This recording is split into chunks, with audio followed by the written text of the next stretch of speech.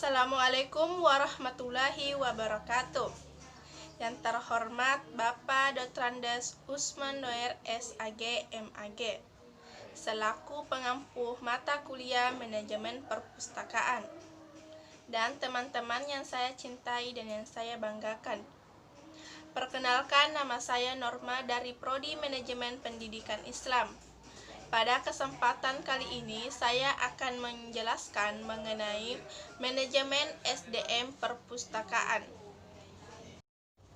Nah, yang pertama saya akan menjelaskan mengenai konsep dasar sumber daya manusia.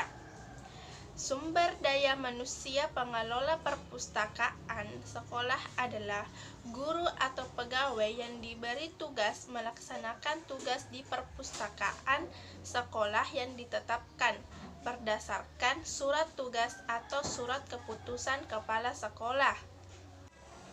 Nah, selanjutnya yaitu mengenai kompetensi sumber daya manusia. Kompetensi sumber daya manusia terbagi menjadi dua, yaitu yang pertama kompetensi kepala sekolah.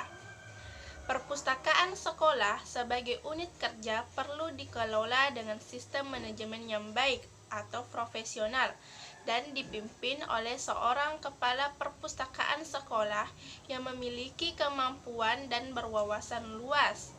Nah, selanjutnya yaitu yang kedua, kompetensi pengelola perpustakaan. Secara umum, tenaga perpustakaan sekolah bertugas melaksanakan pelayanan teknis dan layanan pengguna, serta kegiatan lain di luar tugas-tugas keperpustakaan. Tenaga keperpustakaan dibedakan menjadi dua, yaitu tenaga layanan teknis dan tenaga layanan pengguna. Nah, selanjutnya yaitu mengenai profesi pustakawan. Profesionalisme perpustakaan mengandung arti pelaksanaan kegiatan perpustakaan yang didasarkan pada keahlian, rasa tanggung jawab, dan pengabdian. Mutu hasil kerja yang tidak dapat dihasilkan oleh tenaga yang bukan pustakawan, serta selalu mengembangkan kemampuan dan keahliannya untuk memberikan hasil kerja yang lebih bermutu dan sumbangan yang lebih besar kepada masyarakat pemakai perpustakaan. Adapun tugas kepustakawan dapat dikategorikan sebagai profesi karena memang telah memenuhi syarat-syarat profesi, antara lain yaitu yang pertama, memiliki pendidikan formal, yang kedua, memiliki pengetahuan dan keterampilan khusus, yang ketiga, internship yang terdiri dari ilmu murni dan ilmu terapan. Yang keempat, memiliki otoritas dan bersifat mandiri. Yang kelima, memiliki kode etik profesi. Yang keenam, yaitu berperilaku profesional. Dan yang ketujuh, memiliki organisasi profesi. Nah, selanjutnya yaitu mengenai jabatan fungsional pustakawan. Jabatan fungsional pustakawan sebagaimana dinyatakan dalam Konsiderans Keputusan Menteri Negara Pendayagunaan Aparatur Negara Nomor 18 Menpan tahun 1988 tentang angka kredit bagi jabatan fungsional pustakawan yang bertujuan untuk meningkatkan mutu prestasi kerja pustakawan. Nah, selanjutnya yaitu mengenai angka kredit. Angka kredit adalah suatu angka yang diberikan berdasarkan penilaian prestasi yang telah dicapai oleh pustakawan dalam mengajukan butir kegiatan yang digunakan sebagai syarat untuk pengangkatan dan kenaikan pangkat dalam jabatan pustakawan. Nah, selanjutnya yaitu mengenai karir pustakawan.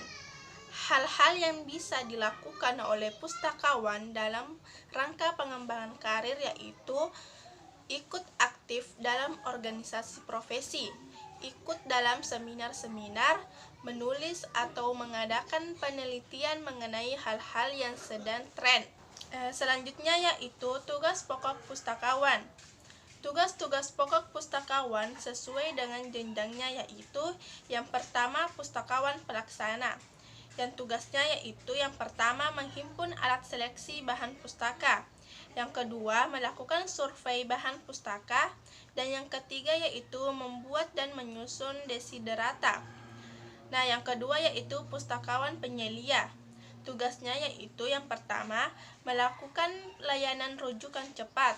Yang kedua, melakukan bimbingan pemakai perpustakaan. Dan yang ketiga, menyebarkan informasi terbaru berbentuk lembar lepas. Yang ketiga yaitu pustakawan pertama. Adapun tugasnya yaitu mengumpulkan data dalam rangka menyusun rencana operasional pengembangan koleksi. Dan yang kedua, membuat analisis atau kritik karya kepustakawanan. Yang keempat yaitu pustakawan utama.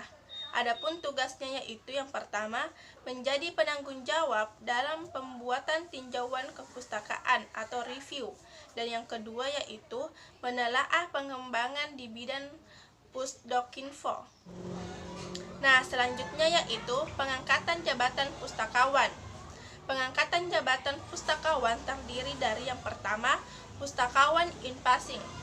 Dengan berlakunya keputusan nomor 18 Menpan tahun 1988, maka pustakawan diangkat sebelum tahun 1988 oleh pejabat yang berwenang tetap diakui dan angka kreditnya disesuaikan menurut peraturan yang berlaku.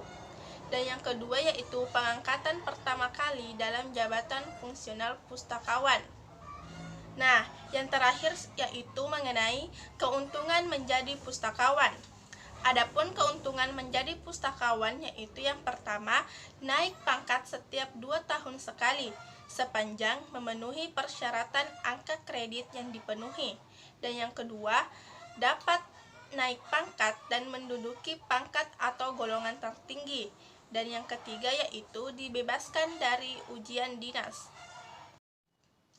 Itulah penjelasan singkat saya mengenai manajemen SDM perpustakaan.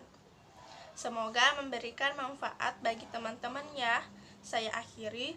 Wassalamualaikum warahmatullahi wabarakatuh.